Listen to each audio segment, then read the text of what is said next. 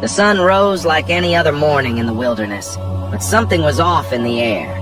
A strange tension had been brewing quietly among the tents of the Israelites.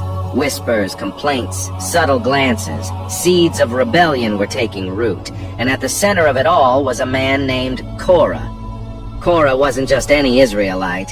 He was a Levite, a man of status, privilege, and responsibility.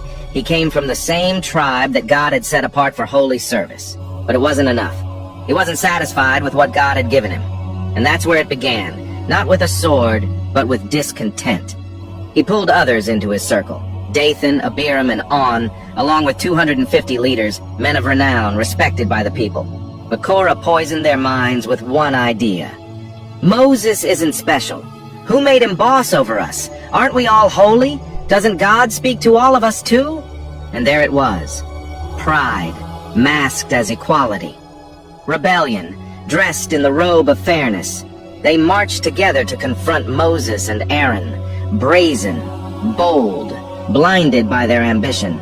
"You take too much upon yourselves," they shouted. "All the congregation is holy. Why do you exalt yourselves above the assembly of the Lord?" Moses didn't defend himself. He fell face down, not out of weakness, but out of awe and sorrow. He knew what they were doing wasn't just against him. It was against God himself, so he gave them a test.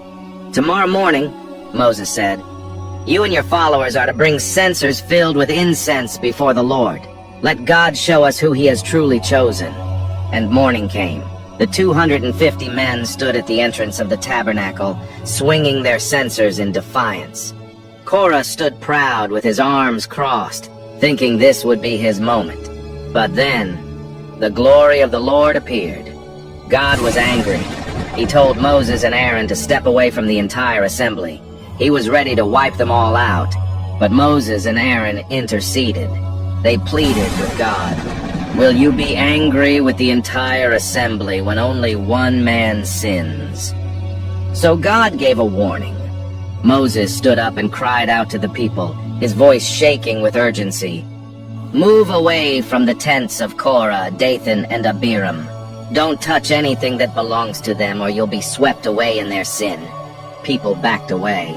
Mothers grabbed their children. Men pulled their livestock. Eyes were wide with fear. Korah and his company stood defiant, mocking, unbothered. And then it happened. The ground split open. It wasn't an earthquake, it was a judgment. The earth opened its mouth and swallowed them alive. Korah, Dathan, Abiram, their families, their tents, everything. And then the earth closed again. Just like that, they were gone. Fire from the Lord came down and consumed the 250 men holding censers. Not one of them survived. But God didn't let their rebellion fade into silence. He told Eleazar, Aaron's son, to gather the burnt censers from the ashes and hammer them into plates to cover the altar. A visible reminder for generations. Don't come near me unless I have called you. Don't try to take a role that I did not give.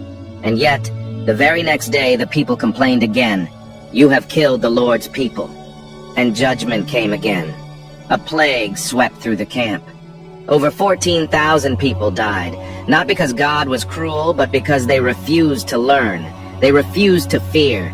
They refused to trust the God who had already proven himself faithful time and time again. What do we learn from Korah? Sometimes rebellion looks righteous. It sounds like justice. It wraps itself in spiritual language. But God sees the heart. Korah wasn't fighting for others. He was fighting for himself. He wanted a platform. He wanted power. And it cost him everything. Pride is a dangerous fire.